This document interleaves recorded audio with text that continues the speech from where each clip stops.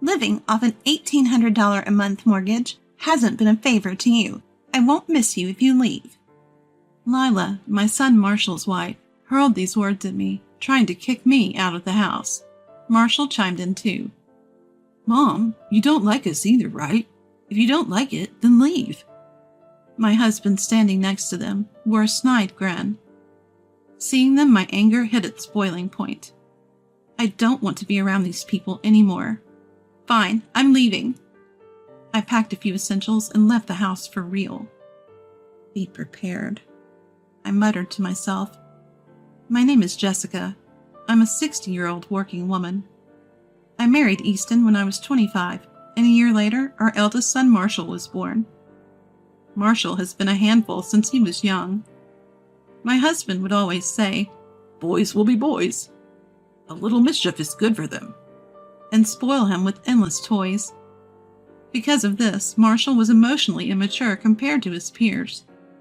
I had many concerns about his future, but he managed to graduate college and enter the workforce.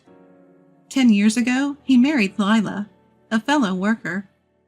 I was moved by how well he had turned out at his wedding, but little did I know this was the beginning of a nightmare. Actually, when talk of Marshall marrying Lila came up, a house was bought under my name. It was Marshall's idea. "I want to live with you and Dad. You're both getting older, and life might get tough. Let's live together before that happens. It's better to have someone around who can help." Lila agrees too. Touched by Marshall's thoughtfulness, I said, "Thank you. If that's the case, let's live together."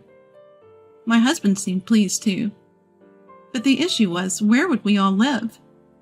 At the time, my husband and I were living in a condo, and Marshall was on his own in an apartment. Lila also had a small apartment. It was cramped everywhere for the four of us to live. Then Marshall came up with an idea. "So why don't we just buy a house? Mom, you can take care of the mortgage every month." Wait, so we're all living there, but I'm the only one paying? "Don't worry, Lila and I will cover other living expenses. You just need to handle the mortgage, Mom." I agreed to Marshall's request. The monthly mortgage was $1,800, and I've been paying it for 10 years without issues. Living in the house was comfortable, and everyone got along. We all had jobs, and our family savings were adding up nicely. But a year ago, I discovered $3,000 missing from our savings. I was looking at the statement and was shocked because I hadn't heard anything about it beforehand. When I asked the family, it turns out Lila was the reason. "Actually, I used it to buy a designer bag I've always wanted. I apologize for not discussing it beforehand." Lila seemed genuinely sorry, so I just said, "All right, just let me know next time you're making a big purchase." But Lila's spending spree didn't stop there. She kept buying luxury items, depleting our savings. Even when I warned her. Lila's bad spending habits only got worse, and so did her attitude. "I have stress too, you know. What's the harm in a little shopping?" she would retort, and refuse to stop her wasteful spending. For some reason, Marshall and my husband sided with Lila. Marshall was particularly harsh. "Lila's having a tough time at work. Cut her some slack." My husband joined in, criticizing me. "We're family. Understand her. No need to make a fuss just because the savings dropped a little." However, Lila was spending tens of thousands a month on luxury items. I warned them that at this rate, we'll run out of savings. I tried to bring it up, but the other three just kept saying, "We can just save up again." What's worse, my husband and Marshall started joining Lila in her reckless spending. When Marshall brought home a wristwatch that cost more than $10,000, I seriously felt dizzy. "What's gotten into you all? We're going bankrupt." My pleas fell on deaf ears. Then Marshall dropped a bombshell. "I actually enjoy seeing you struggle, Mom. I've always disliked you. I thought living off your money would be enough, but now I want to see you suffer more. Buying luxury items with your money killed two birds with one stone." I was speechless. Seeing my reaction, Marshall laughed out loud. What's with that face? This is all your fault, Mom. Then my husband chimed in. I thought Marshall was getting the short end of the stick, too. You know, never getting the stuff he wanted, living a life full of sacrifices. So I was on board with the plan to make you buy a house. My husband may be lenient with Marshall, but to go along with such a reckless plan? Just to be clear, I've never been unreasonably strict with Marshall. I've only emphasized basics like greeting people properly and meeting deadlines. I even bought toys for birthdays and Christmas. I thought he would understand once he became an adult. I never imagined he'd resent me for it. I broke down in tears, but the three of them just laughed.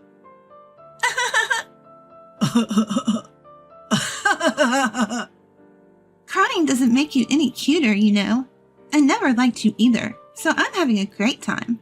Oh, let's all go to a fancy restaurant to cheer up. Without Jessica, of course. Lila said that, and Marshall and my husband agreed without a second thought. They actually left me and went out. I was so devastated that I broke down in loud sobs.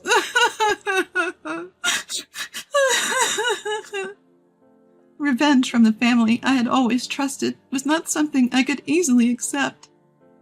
After that, I tried to talk it out with my family. I wondered if we could reconsider and start over. But all my efforts were in vain. They just mocked me without listening. Our family savings are now almost depleted.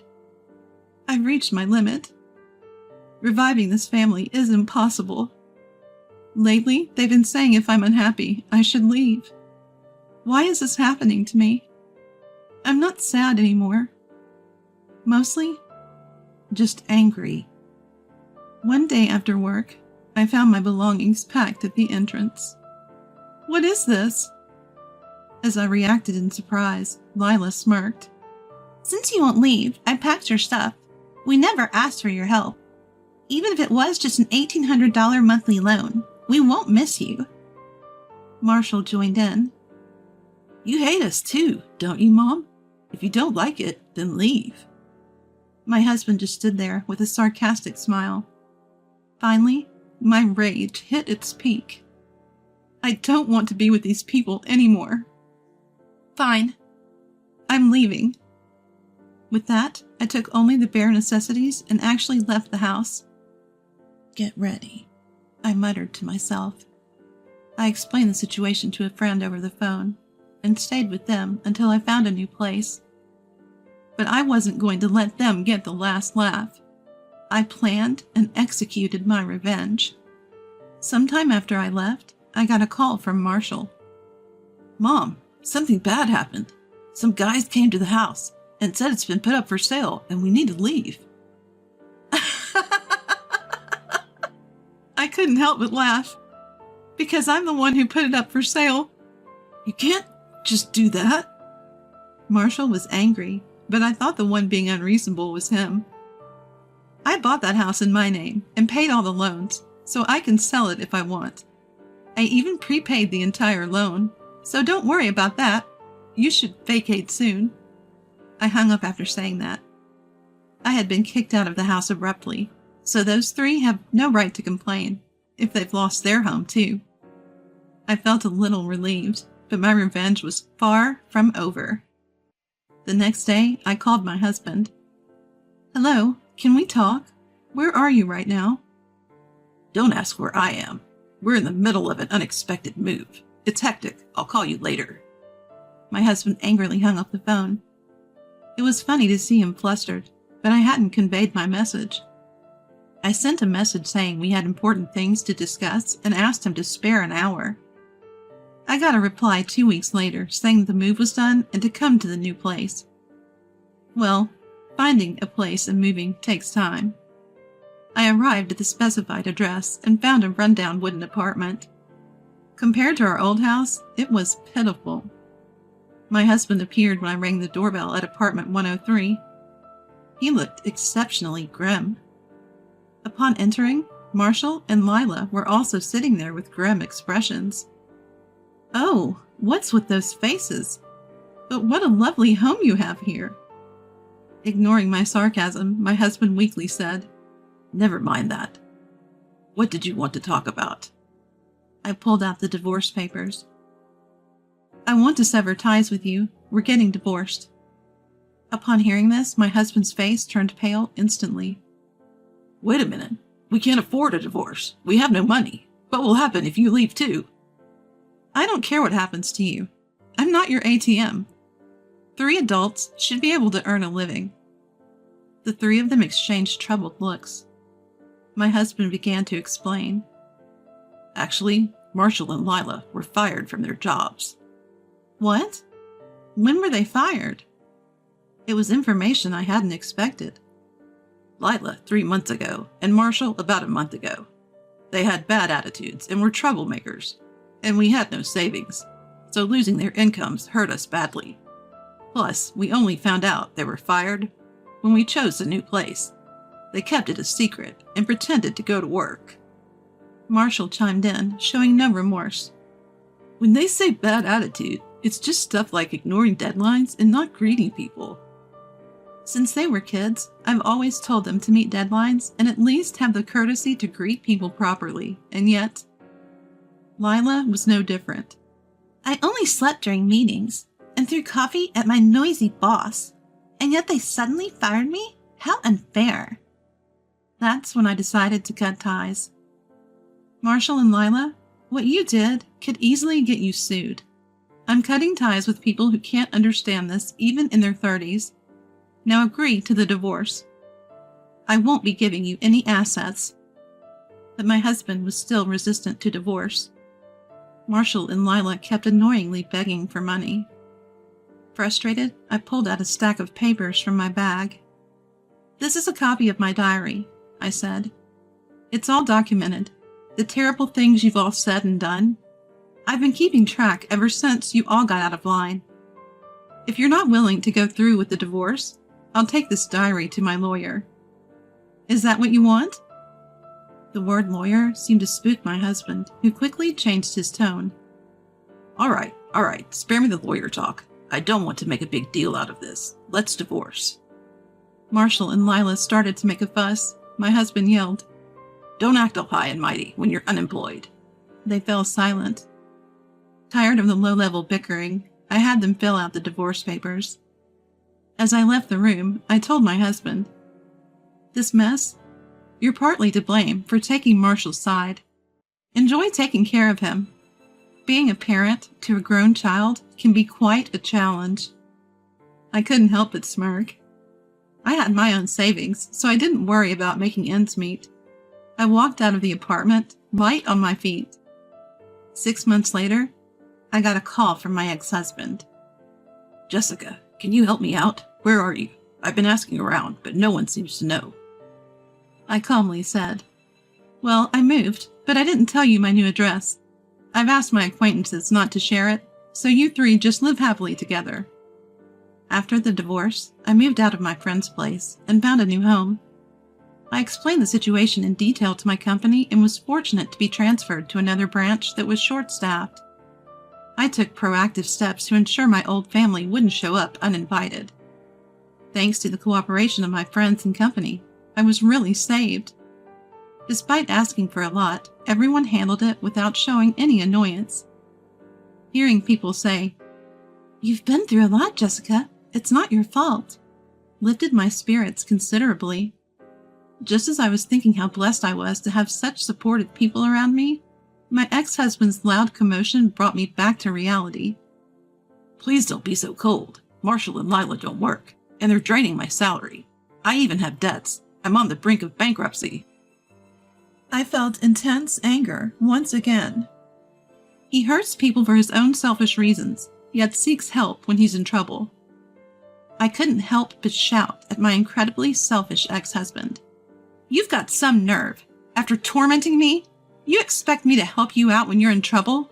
Don't ever call me again. I hung up immediately and blocked his number. I also blocked calls from Marshall and Lila while I was at it. I had kept their numbers just in case I'd need to get in touch, but no more. I decided they were no longer necessary. I felt a sense of relief, like I finally cut all ties. All that's left is to hope for a peaceful life from now on. Later, I heard that my ex-family met quite a grim fate. My ex-husband grew sick of Marshall and Lila's wasteful habits and went missing soon after our last call. I heard he even quit his job and disappeared. I don't know where he went, but I doubt he's leading a happy life. Marshall and Lila, on the other hand, are still caught in their cycle of debt, their habits of squandering money unchanged.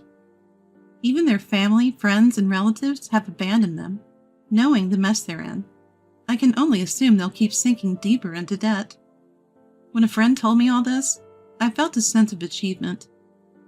I hope they regret their actions and continue to suffer. My ex-husband had been missing for a while, but I happened to see him living on the streets during a business trip. I never thought he'd become homeless. He didn't recognize me. He looked skinny and completely beaten down. Given his age, maybe he couldn't find another job. Marshall and Lila, meanwhile, filed for bankruptcy. They never stopped spending, borrowed money like it was nothing, so it ended up this way. There was no concept of living off hard-earned money for them. These two spent their days blaming each other for their financial ruin, fighting all the time. The outcome? They became a nuisance and got kicked out of their apartment. Another friend filled me in on this. But like my ex-husband, their whereabouts are now unknown. They might be homeless too, but I couldn't care less. No matter how miserable their lives become, I'll never lend a hand. In contrast, I've regained my peace. I was worried they'd hire a detective to find me, but thankfully they never showed up. They probably don't even have the money for that. All that reckless spending on luxury items, it's the epitome of what goes up must come down. As for me, work is going well, and I'm not struggling in life. Recently, a new member has joined my family. It's a pet goldfish. I was tagging along with a friend who has pets to a pet store when I fell head over heels for this adorable little creature. Honestly, I've never been particularly interested in fish before, so I find it surprising that I even own one now. But this goldfish is just too cute, and watching it eat its food is particularly soothing. The best part? It doesn't require constant care, so even with my busy job, I can easily take care of it. It's added a new layer of joy to my life.